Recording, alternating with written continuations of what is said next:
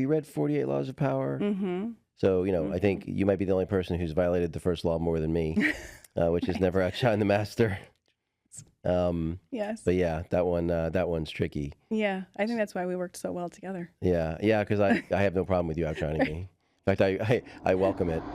Imagine having direct access to someone who's navigated life's toughest terrains and come out stronger. Someone who's been there, done that, and can guide you with empathy, experience, and honesty. This isn't just advice. It's a lifeline, a strategy session, a chance to learn from my journey so you can accelerate yours. Without the ability to be self-aware and introspective, the ability for you to get to where you want to go, nearly impossible.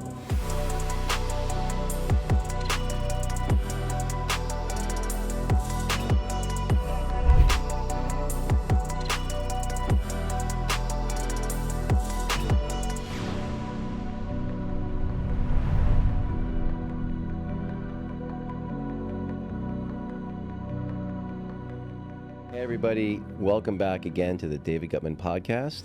I have a really wonderful guest here today. Maria and I worked together a few companies ago for about half a dozen years. And anyway, Maria Opdycke, welcome so much to the podcast. Thank you. I'm thrilled. I was just thinking, actually, we're coming up on our 10th anniversary of working together.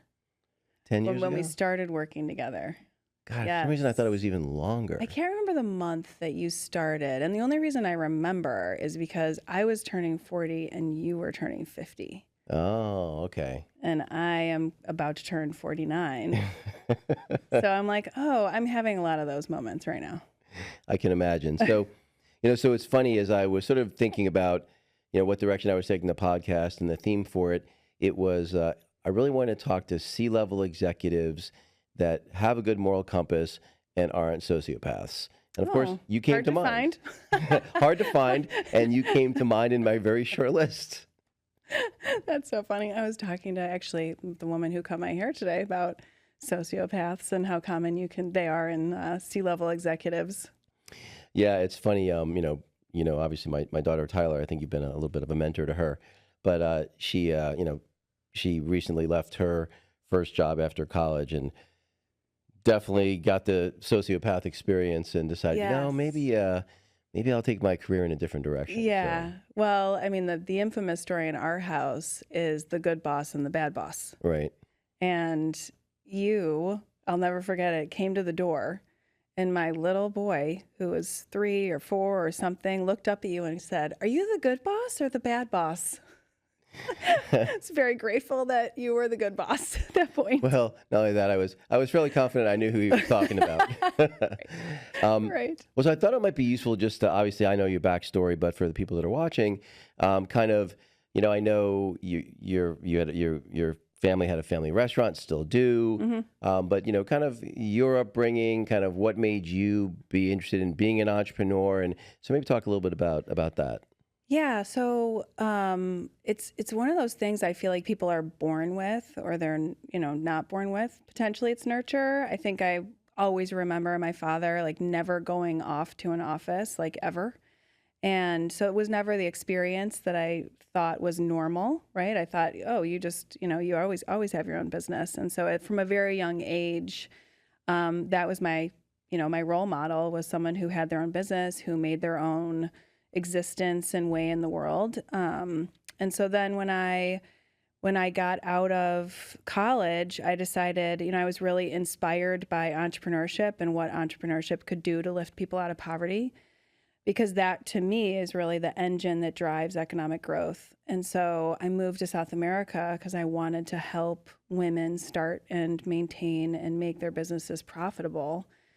And I ended up doing some of that roundabout ways for a couple of years. And then when I got back from that trip or from that experience, I traveled again and started my own business importing basically women's artisan handicrafts from Southeast Asia to support women-owned and people that had disability-owned businesses and distribute their goods in America. And then from there, I really realized that I needed a more formal business education because, I can count coins faster than anyone after spending tons of mornings and at weekends at a bar with my dad, but I needed some financial modeling skills. I needed to understand, corporate finance. I needed to understand organizational structure. So that's when I decided to go and get my MBA. And so it took me about 3 years at Booth to do it. So I did it part-time at first. And that was back in the day when entrepreneurship really was just becoming a focus. And so I was on the front end of that education. And now you've got, regular entrepreneurship, social entrepreneurship, there's different kinds of entrepreneurship. And so at that time, I went through the entrepreneurship program at Booth. And everybody there wants to go make millions of dollars in private equity or venture capital, but I was a lot more interested in the operations side of business. And so after I left that's when I really got going on different entrepreneurial companies and, really looking at it in the different stages of companies and how could I get experience in different stages of companies and understand how to operate, from a people, process, and technology standpoint and honing my craft.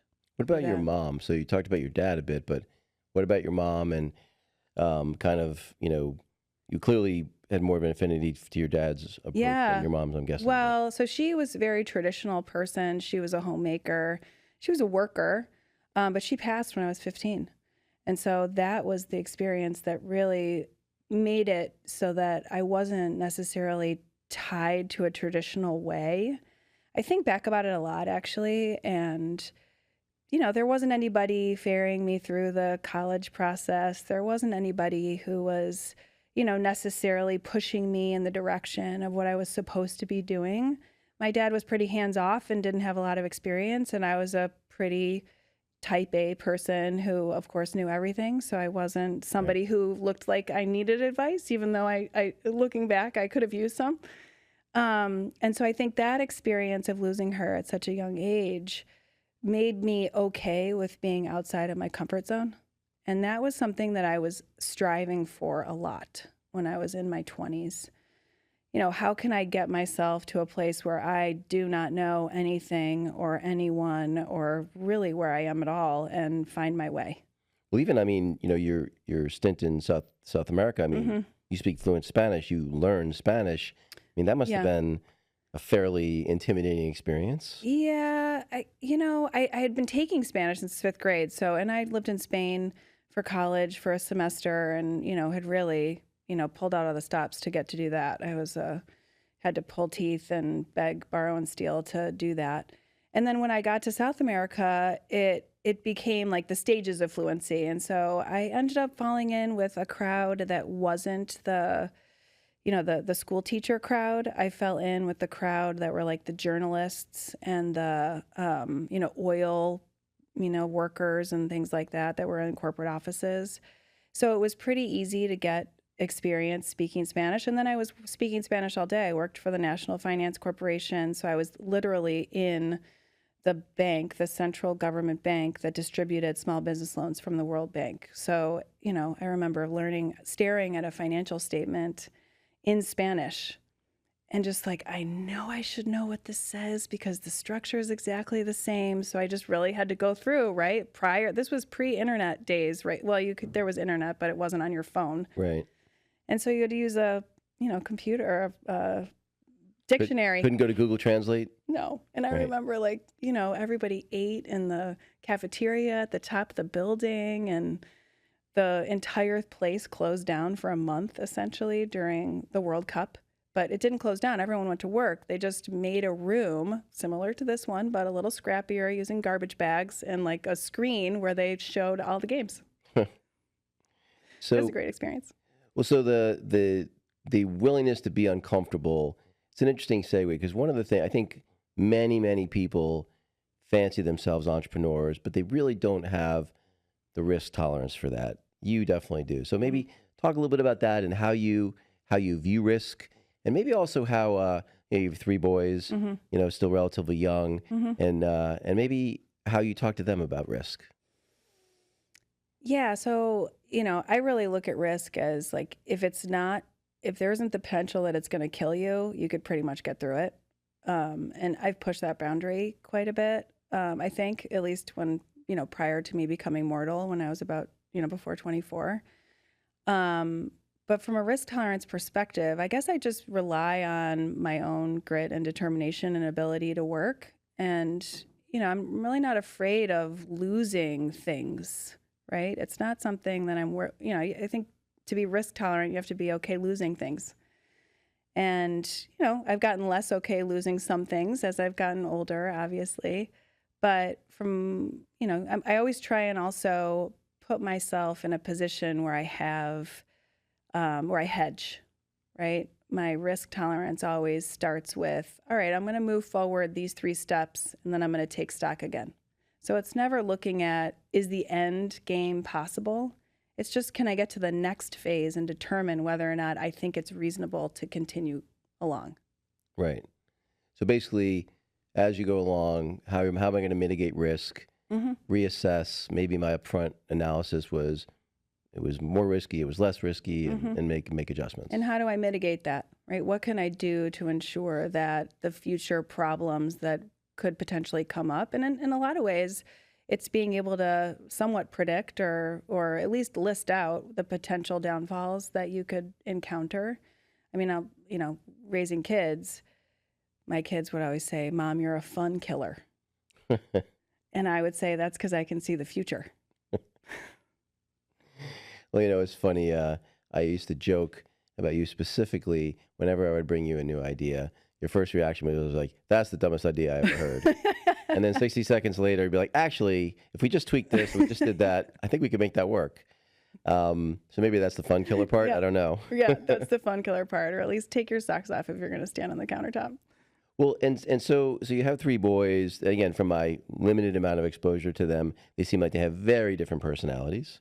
And maybe how you think about risk and, for them, and how they think about, obviously they're still very young, they're not necessarily thinking about career choices just yet, but, kind of maybe how you're trying to inspire, influence, kind of the direction they're going. Yeah, I mean, it's an interesting question because I always have to check myself because I do have Greek roots, and Greek people can be very, directive about what you become. I'll never forget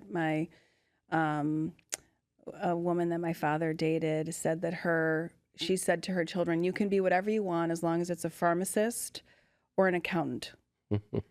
And so I always looked at that like, well, I was never going to do anything like that. And when I think about my kids, I want them to spend their time gaining as many experiences in their life and in the world as possible. And that's kind of the way that I went about it. And the risk piece of it is really around what's the floor that you have to put up. And so as they get older, the floor is you have to support yourself. So you can go do whatever you want. I don't care if you go, become a professional skateboarder or an amateur skateboarder, but as long as you're making a legal living and you can support yourself, you can do whatever you want.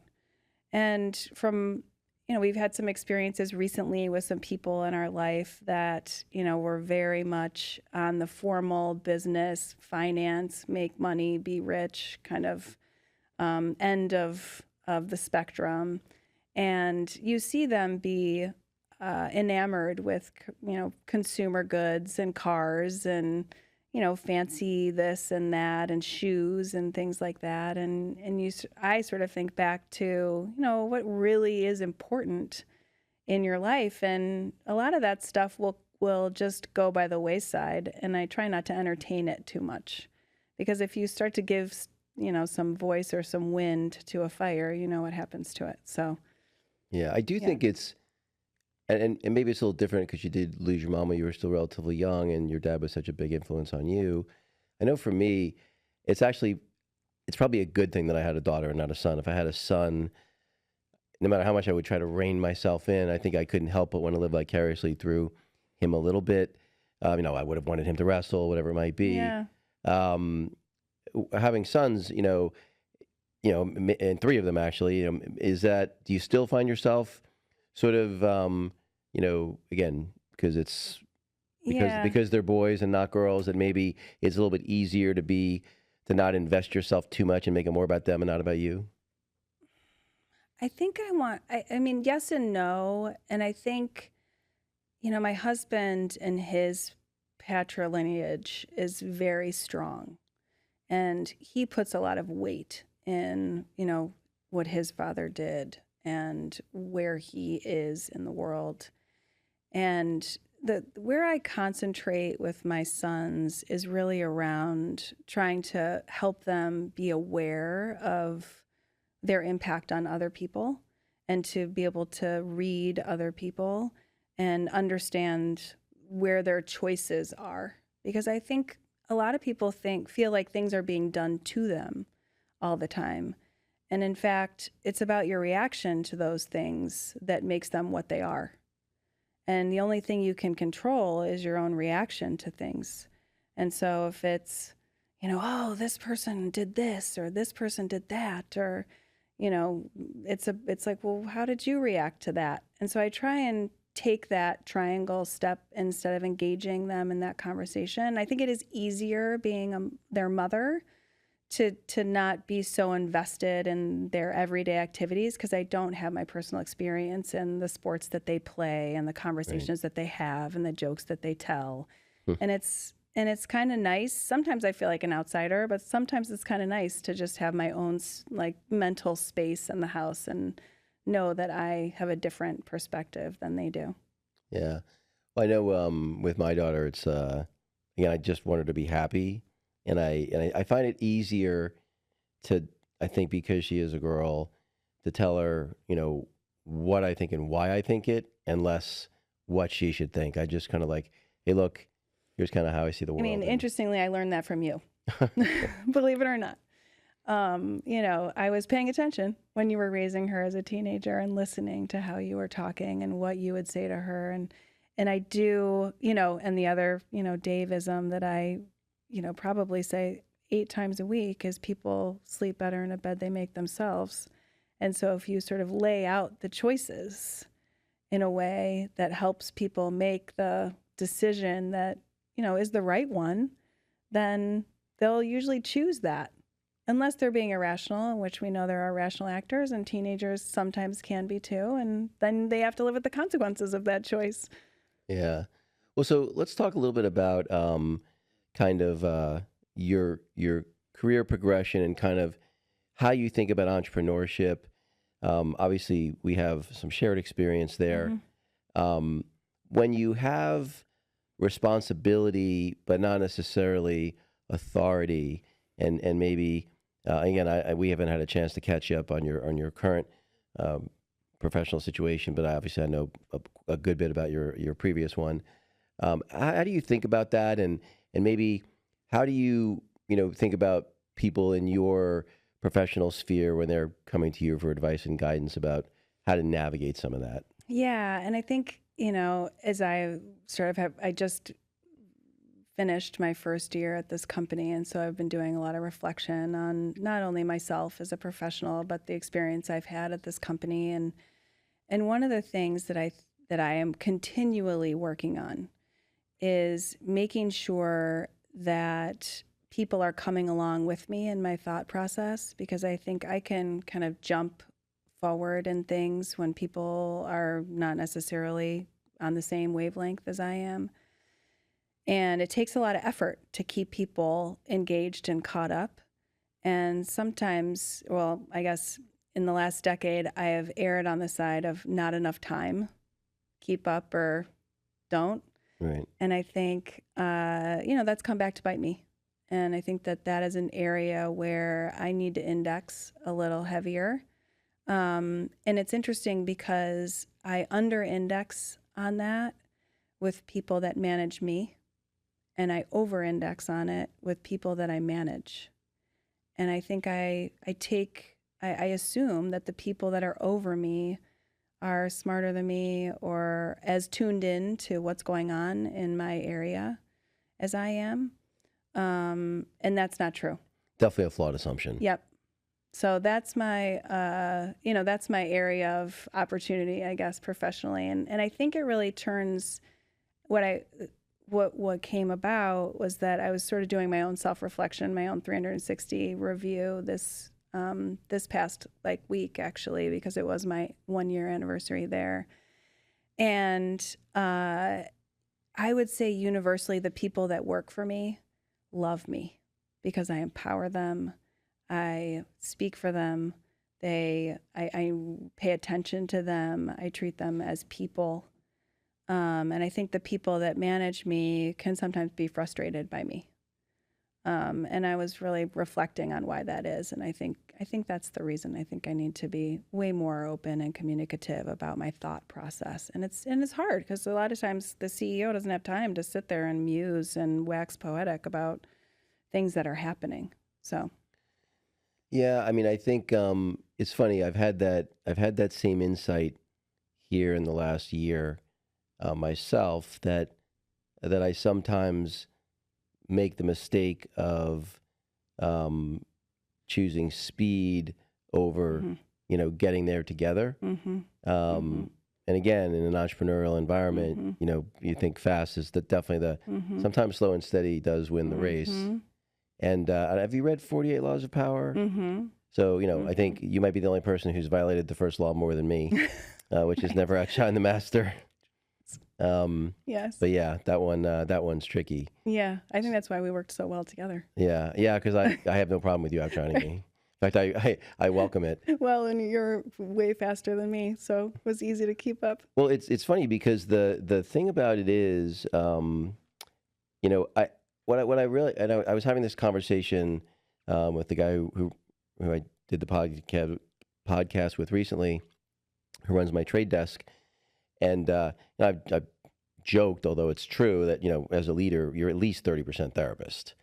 Oh yeah. Right. I mean, at least 30%. And we were having a conversation about some difficult situation that he has, and I said, at the end of the day, it's the responsibility of everyone, but especially if you're in a leadership position, to say things in a way they can be heard. Right. Right. In order to do that, you need to understand the lens through which the other person sees you, and to the best of your ability, the lens they see the world through.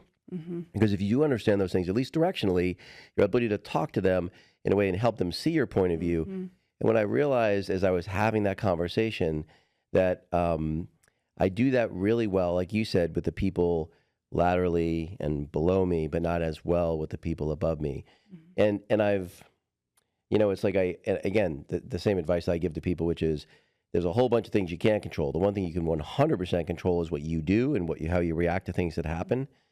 But it's a continued area of growth for me because I have definitely not figured it out yet. So upon your self-reflection, what insights did you come up with a new game plan? Maybe something I could learn from?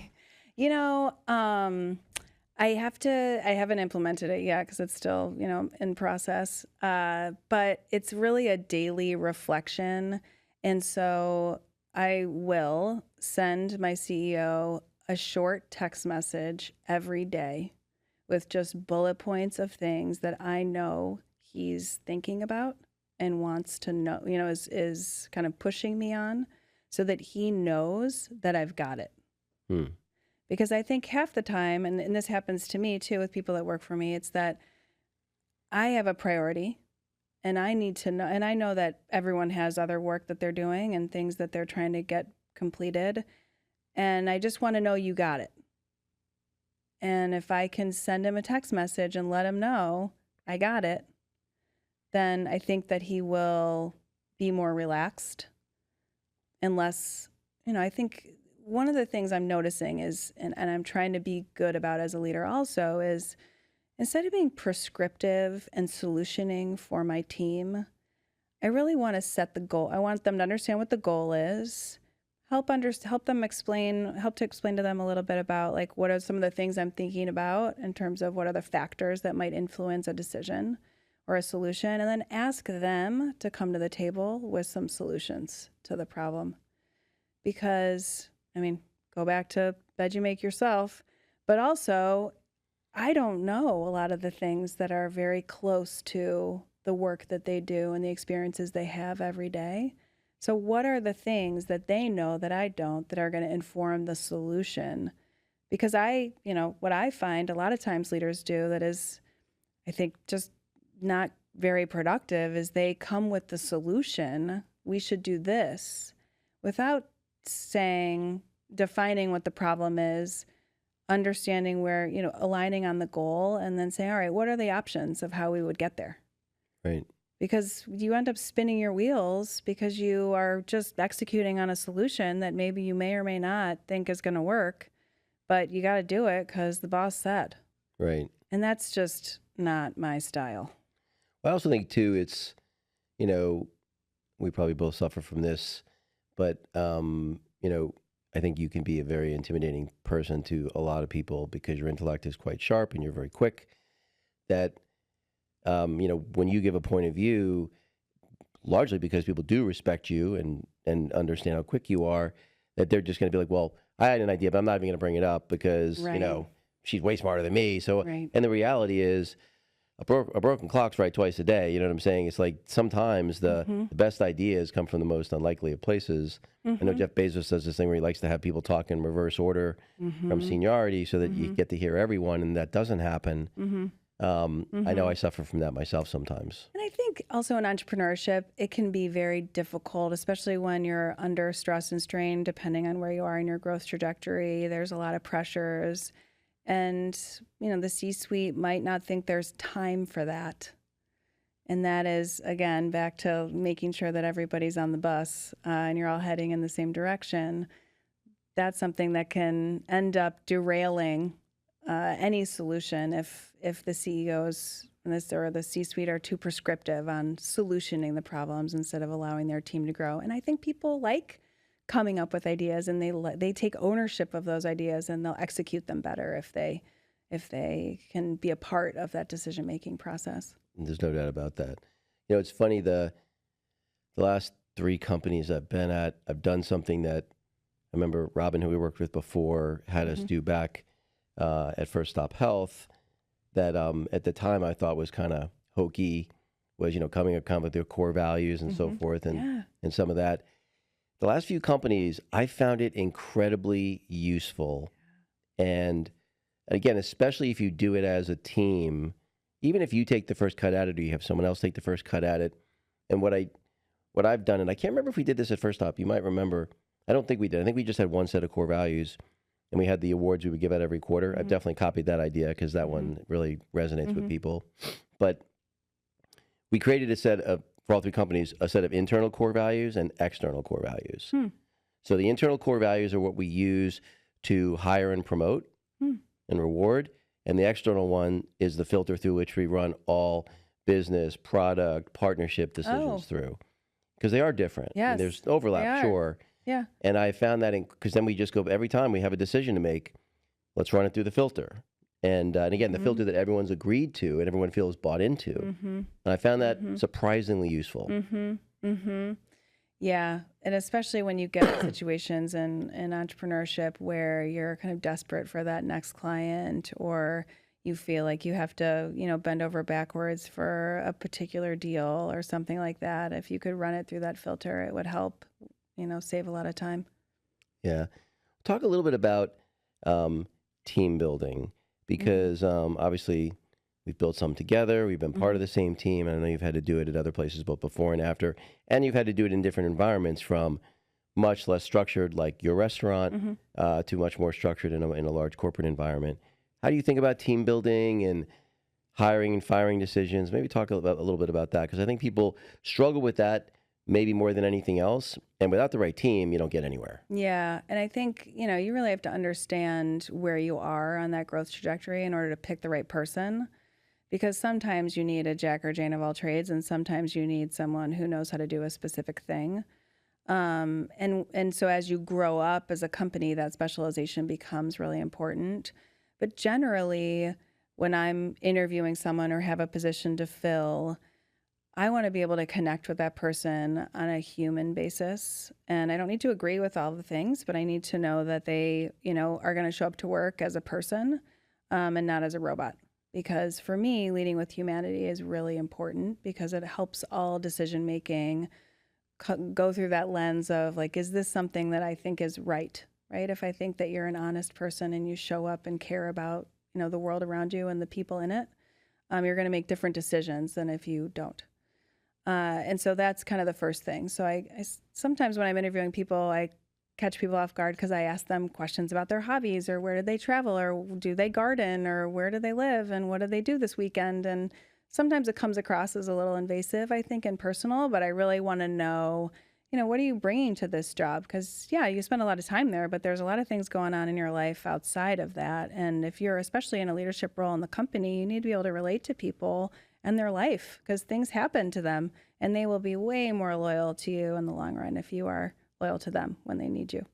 So in the interview process, I like to understand how people overcome obstacles and how they solve problems that seem intractable. Because, do they reach out for their team? Do they go it alone? That's a big one. Huh. And so I want to hear people talk about how, and I ask very specific questions about like who did you counsel? Who did you ask? Because to me, that's a really important factor in being able to get to a good solution to a problem is making sure that you're getting the perspectives of the people around you. And then, could they measure? Did they think about how to measure the result of that initiative or that action or that project? Not everybody has a head for numbers, and sometimes things are hard to measure, but did you at least think about it? Like, was that part of your decision-making process? And it depends on the role, obviously. And then their communication. So do you, how often do you send emails? Do you prefer Slack? How do you communicate with people? Because I think when you look at how they approach the world, do they lead with humanity? How do they think about solving problems? Are they the decider? Are they going to, get their team involved? And then how do you communicate that decision or the things that are happening? Those are the people that are going to be successful on my team. Not everybody has thinks like that. I think it's a lot more, it's not instinctual necessarily, it's training, but in the companies that I work for, that's a harder thing to teach. I don't really have time to teach those things. I don't know if you can teach humanity, well, right? Right. That one probably not. But in terms of, communication style and things like that, that's obviously something you can tweak. And but it's funny, like as I get older and have people work for me that are younger, it's different how the communication styles are. And I try not to index too much on my own experience and what I think is right. And I try and look at it through the eyes of like, well, is this how are we doing this? Is this the most effective way? What should we be doing and help? And I often will ask, the analysts on my team to come up with a strategy to manage this project or measure this outcome or whatever it is, because those are kind of the bite-sized things that they can take on and take ownership of that will really be impactful. Mm. And when you have a member of the team, that, how do you evaluate and kind of what's the cadence? And maybe it's different for everyone. And it's probably at least a little bit different for everyone, but you've got a new member of the team. How do you evaluate how they're gelling or not? Do you hire fast, fire fast? Like, how do you think about that process? Yeah, I think I probably give people a little more time on the fire side than I should, which I think is normal, but probably not useful. I think, unfortunately now I really am in a situation where I've hired a lot of people quickly and there are people that are not working out. And, but it's a very metrics-driven decision and I've got to put them through the process. And so when you're going through a situation like that, you have to be very process-driven so you don't get into trouble. But the evaluation standpoint, right, there's the numbers side of it for depending on what kind of employee you have. Are they making the widgets they need to make? Yes or no? And then there's the impactful team orientation of it. Like, is this fire going to, what does this person do on the team, right? Are they a positive force, a negative force? And that kind of informs more like what I need to do either before or after that person is terminated, not necessarily whether or not they are terminated. Right. Because it's team dynamic at the end of the day.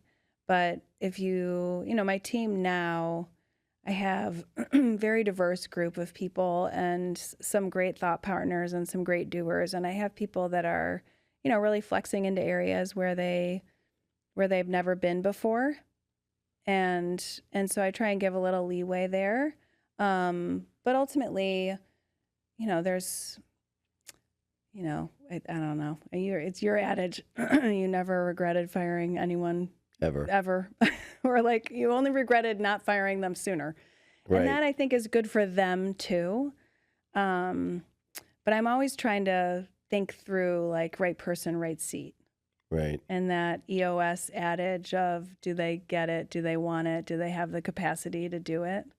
And through that lens, it makes it a lot less subjective. And less personal. And less personal. Yeah, because it is people at the end of the day. Yeah, and ultimately I think too that it doesn't, someone could be bad for the role, doesn't make them a bad person. Sometimes they're a bad person, but often not. Mm-hmm. I mean, I know Elon Musk says the mistake he makes the most, and he says he will probably continue to make, is hiring on pure talent. And I think it's in the same guy who wrote the 5 Dysfunctions of a Team. Give me hungry, humble, and smart over anything else.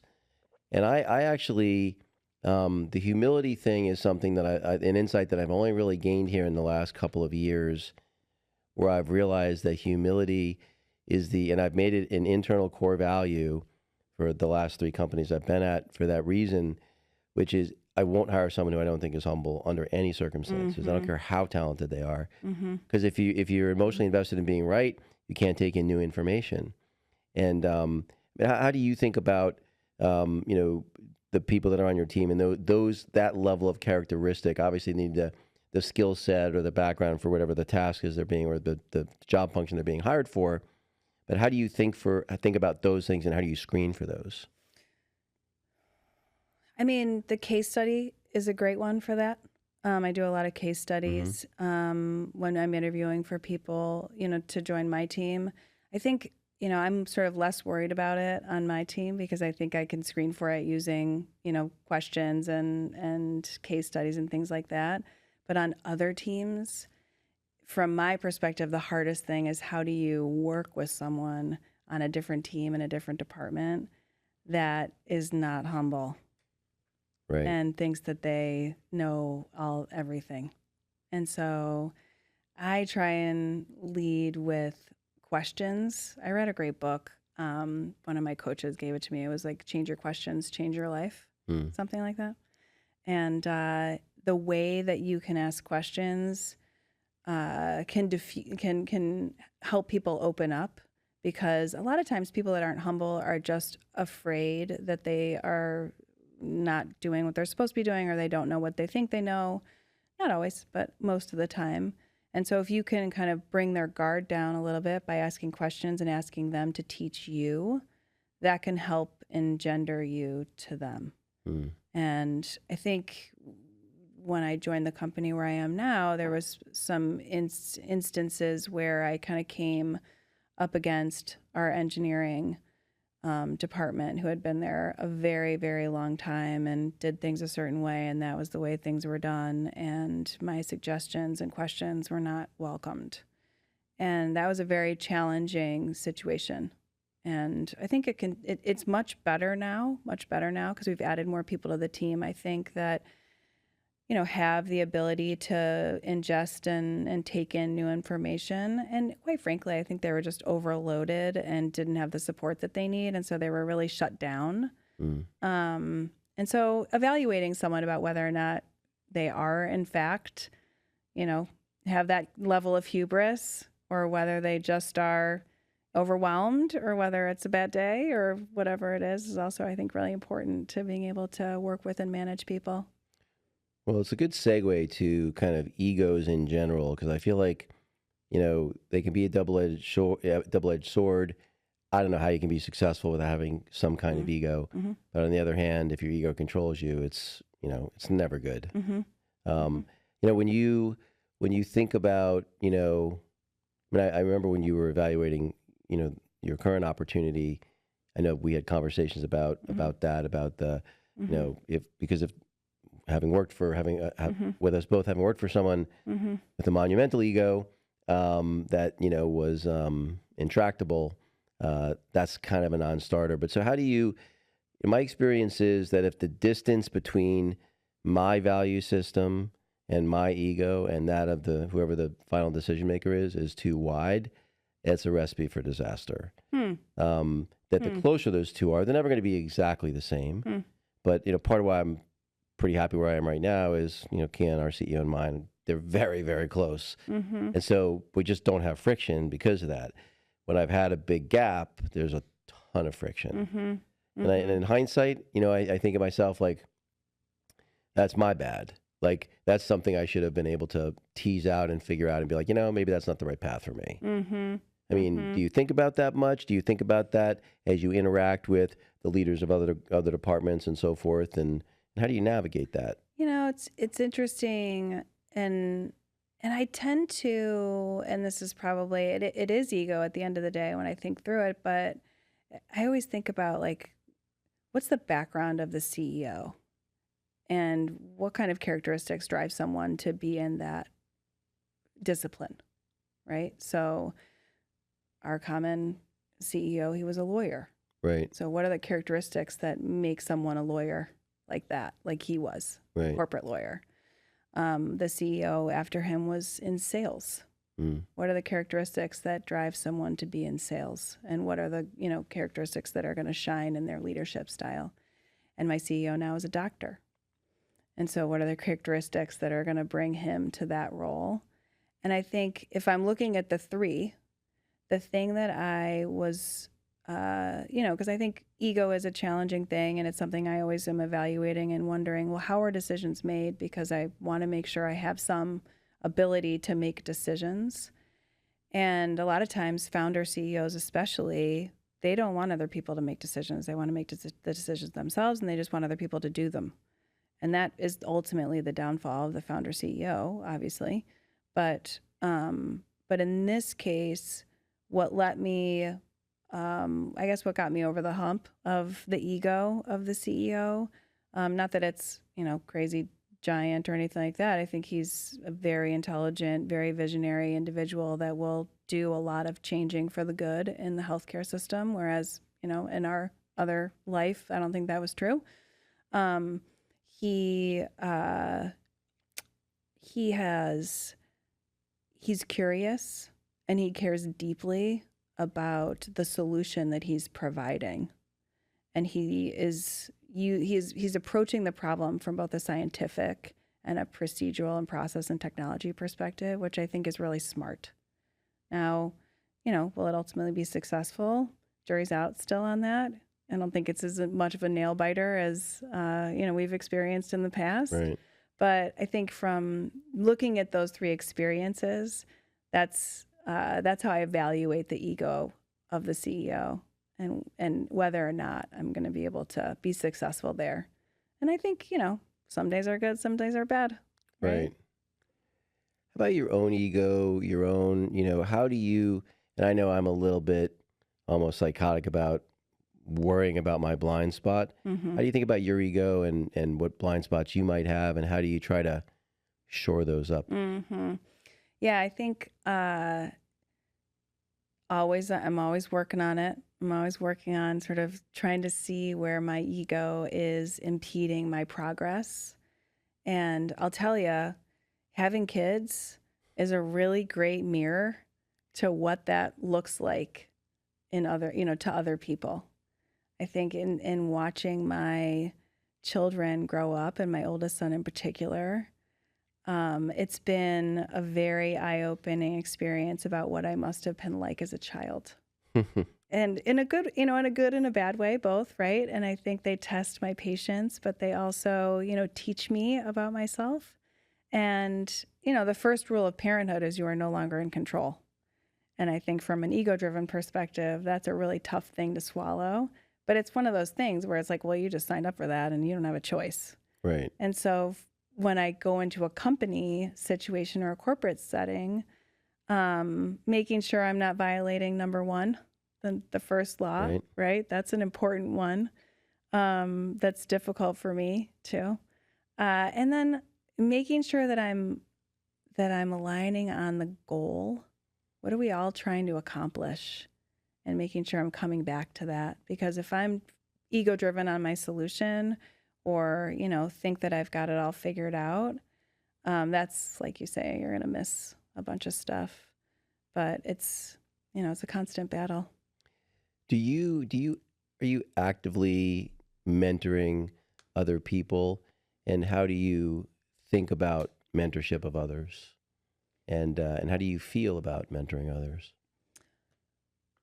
I think at this point, I think I do have people that I mentor informally, not really formally, but informally. And um, it's something that I don't have a great framework around, right? So I don't really think about it from a, like, what are we trying to accomplish? It's sort of like, oh, you work for me or on your team. Let me teach you some things that I know about this or that. And as things come up. And so it would be good to get a better framework around it. I mean, I feel like parenting is the ultimate form of mentorship, right? Like I'm forced to lead in a way that I, don't want reflected poorly back on me, at a later date. And I would like to be emulated. And so if I'm, leading in a tyrannical manner, that's not going to go over well. Or if I'm, leading with my humanity and understanding, that's going to get me a better result. Well, it's funny. I do think whether it's coaching, teaching, parenting, leading, there's a lot of similarities. But I am currently mentoring a few people that don't work for me. Do you do that formally, or how does that come about? Sometimes it's. I mean, I don't know, it's like formally. We didn't like sign a document, No, kind but of I thing. mean, like, No, is but someone it's like, are you going to mentor? Will you mentor me? Do they ask you that? sometimes. Sometimes. And what's interesting about that, I'm mentoring this one girl. She's just 2 or 3 years older than Tyler, and a couple things surprised me about it. One, it's a different experience because there's literally nothing in it for me. Meaning she doesn't. It's not like I'm mentoring someone, and because they're getting better, they're better at their job, which is better for me, right? There's literally nothing in it for me per se. But the part that's been surprising to me is I am absolutely certain I'm getting more from it than she is, which surprised me. Because what I've realized is that it's in order to mentor someone, and you understand this, I know, which is you have to, like, just from pattern matching, you often know what the right thing to do is, but you don't necessarily understand exactly why it's the right thing to do. Yes, if you stop and think about it, you can tease out the why. When I'm mentoring someone, you have to tell them the why, not just the what. And in doing that, I learn myself. I'm learning from my own mentorship of them, which I underestimated how useful that would be. Like deconstructing your decision-making process so you can teach it to someone else. Teach it to someone else, and quite frankly, internalize it myself better and make better decisions, about, different but similar circumstances. Yeah, it's interesting. I've always sort of known that about you and admired that you do that because you do it in a very intentional way. And I haven't done that in a formal way. And maybe that's just because I'm busy and don't have time, but You have three sons to you have three sons to raise. I have my I have own one grown projects. daughter. Right, exactly. Yeah.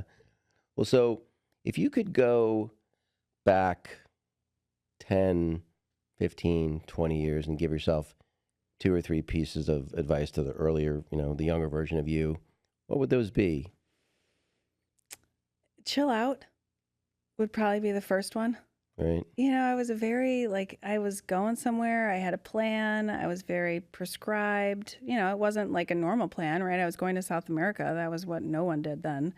I had all these visions of what I wanted to be and what I wanted to do and accomplish. And sometimes I forgot to have fun in doing it. Sometimes it was a little more of a grind than it should have been, because ultimately, even those little annoyances and things can be fun and joyful if you think about it. Reach out to people more and ask them for help is another one. People often want to help you if you ask them to. I find that most people do. Yeah. But I never felt like I could, right? I always felt like I was in a position, or why would I, or, what am I, I don't want them to feel burdened. No, those are probably the 2 things. Chill out, have more fun, and maybe not have more fun. I have a lot of fun, but, ask for more help. It's one of the other things I find in people that I, I respect and admire professionally is they frequently are train wrecks personally. Their relationships are terrible. They're not a particularly good parent. They don't take care of their health. They have substance abuse issues, on and on and on, right? None of those apply to you. You know, you're a terrific mom, you know, been married for quite a while. You and Justice seem to get along well. You take good care of yourself. How do you think about balancing those things and kind of where you apply your attention to make sure that you sort of stay on track? Because that's a lot to juggle. Yeah, it is a lot to juggle. And I think a lot of people will say to me all the time, like, oh my gosh, I can't believe how much you do. I can't believe this. I can't believe all of that. And, you know, that you've done all of these, you do all these things every day, right? Like I tell my sister what I do on the weekend and she's like, my God, I'm exhausted.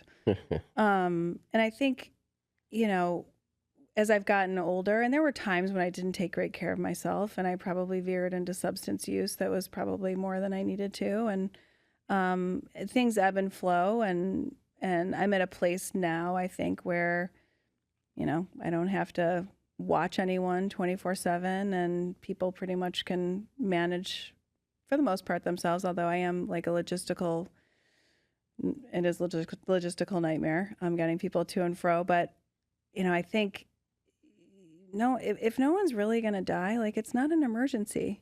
And there's a meme out there somewhere, and I'm going to have to find it. But it's basically a fire, and it's probably a Dilbert, Right. frankly. It's like, is this really a fire? Is this just a result of bad management? And I mean, you can apply it to anything in your life, not just work, but in family and all of that. And if that's the case, it's not really an emergency, then you always have a choice. I was thinking, actually, you know, my niece right now, she's 8, and she's got an attitude that is just, it's a lot. And I just think about her, and I'm going to tell her the next time I see her, like, it is your choice to be happy. It is your choice to view the world and find joy. You do not have to be stressed out. You do not have to be overwhelmed. You just choose joy. And that's actually something that my husband told me when I was riding on the back of a motorcycle after my first son was born, and I had not slept in probably 5 or 6 months, and I was just pissed all the time, angry, because I was, you know, overtired. Oh, by the way, you know, I had just started a company and was just, I think we were coming back from the restaurant when I had to be there for some reason. And he was like, you know, you can choose joy. That's a choice you get to make. I was like, oh, I can. Well, I remember having the conversation with my daughter Tyler about her job, and I kept saying it to her. She did finally hear it, though it took some repetition. You're the warden of your own prisoner. You can let yourself out anytime you want. And it really is kind of amazing. And I've done it myself, you know, like I'm guilty of it too. And that's why I think it's interesting. And what I've tried to do a better job of here these last few years is getting better at having other people sort of give me their opinions about things on a more frequent basis. I suffer sometimes from, because I'm reasonably capable, that people just assume I know what to do in all situations, which I absolutely do not. And so they don't offer their opinion. And so I realized that, you know what? Well, that's on me. Let me solicit their opinion. Let me ask them. And I find that really helpful. And I find that I'm making much better decisions. It doesn't always change my point of view of my decision, but it definitely does sometimes in a way that's helpful. Yeah, I think sometimes I'm a little bit the opposite. I ask people's opinions too much when I really should go with my gut. And I know that in what my gut is telling me is probably the right thing, but I'm looking for either confirmation bias, or I'm looking for someone to talk me out of it. So I think I ask a lot of people what they think about things, and I might do so a little less. I guess I didn't see that about you. It's interesting. You know, it's funny. One thing that I've learned here, really just in the last year and a half, is to have more of an abundance mentality. And that's come from some of the people who I've hung around. You know, they say the cliche that's, you know, largely true is you're kind of a lot like the 5 people you spend the most time with. And there was this young kid, he's actually involved in one of the companies I've recently started up, and he ran my Latin American expansion for Top Tier, and he's built his own brand. Anyway, so I was making this decision about where Sina and I were going to live, this new apartment that was 4 times more than any place I'd ever lived before. In cost. In cost. And only an idiot would do that. Like, why would you do that? And it's not even about being able to afford it, because I could. It's 4 times more. And anyway, so I'm talking to this, 27-year-old kid who's just bought his McLaren, right? and he's basically, and I'm saying, yeah, here's what it is, and no, that's just too much, and I'm not going to do it. And he's like, well, hold on a second, Dave. And he starts, kind of walking me through how he'd think about it. And I was like, you know what? You're fucking right. And I came home, I said, Sina. Don't give me his number. I said, Sina, we're going. We're moving in. And I got to tell you, I have whatever the opposite of buyer's remorse is. Really? Absolutely. It is like one of the decisions I am the most happiest. In fact, I have regret over so few things in my life. This has given me regret that I didn't do it sooner. Oh, funny. Which I've never actually had that emotion before. Again, I've regret over just a couple of things I wish I could have done a little bit differently. This one was like, I should have done it sooner, not that I wish I didn't do it. So what are the things that he said and how you made that decision that you will apply to future decisions? Well, it was what I realized, and he didn't say it quite this way, but him kind of walking me through, his younger lens, sort of got me to think about, I was thinking about it from a scarcity mentality. Instead of thinking about it from an abundance mentality. His question was, can you afford it? Like, that was his first, can you afford it? And I was like, well, yeah. But he's like, well, no, not yeah, but just yeah. Okay. You're going to wake up every day and you're going to feel like Jeff Bezos. Like, what's that worth? And I was like, that's worth a lot. In fact, that's worth a lot more than, I remember I saw this street interview. It was a little bit, corny, but he says to the guy, something like, if I gave you, $10 million, would you accept it or something? And the guy's like, well, of course. And he said, well, what if I said, I give you $10 million, but you wouldn't wake up tomorrow? He said, well, of course I wouldn't. He's like, so you're telling me waking up tomorrow is worth $10 million to you? Well, maybe you should think about it, whatever. But it's like that lens of thinking about the positive versus the negative, the abundance versus the scarcity. And I realized that that's something that I know I have suffered from, and now I'm trying to sort of, because my daughter Tyler is definitely that way too, where she's, unlike me, she's very risk averse. I'm not nearly as risk averse, but I do see sometimes, because of the, being in business, especially as a senior executive, your job is to find the thing that's going to break, either because you have to fix it or to anticipate it and fix it before it breaks. And so you're looking for the thing that's wrong, right? As opposed to looking for what's right. And I realized that has its place, but it can also have a double-edged sword. Yeah, I think about that a lot. There was a book I read. The book was called The Signal or the Noise. And so in the data, you always want to look for the signal, right, and ignore the noise. And so instead of looking for the thing to fix, the example that they always said was look for the bright spots and replicate that. And that's going to get you a better outcome than if you're just fixing what's broken. And that actually came up just this past 2 weeks in my job, it was just an exercise in all the things we've talked about the last hour. But it was, a decision that came down that I did not think was the right decision to make. I didn't think it was going to get the outcome that we were looking for, and it was coming from a position of scarcity. Right. And we needed to position it from abundance, and what were the things that were going to grow our way out of the problem instead of cut our way out of the problem. Because if you cut your way out of the problem, there's going to be some growth hampered on the back end of that. Yep. And you have to be real careful. And it took, about 10 days of decks and spreadsheets and trying to look at things this way and that. And it was actually, when we put it all together, it was surprisingly simple to get the CFO off of it. It was like 10 minutes. He was like, yep, I see what you're saying. I see what you're trying to say here. And I agree. Let's just do the other thing. I was like, really? It was 2 weeks of me not sleeping and being worried and contingency planning and all of those things. And when I could have just put those 3 things down and we could have been on our way to the next thing. It's funny how that works. It is. Yeah, it's fear is, Yes. it's about, not trying to not make fear-based decisions. They're almost always wrong. They are. So I wanted to close out with a question I was asked in a podcast recently that I'd never been asked before. I'm like, this would be an interesting question to ask Maria, which is, flash forward 30 years, and what would you want your sons to say about you? God willing, 30 years, right? Yeah. What would I want them to say about me? Yeah. She was always there. I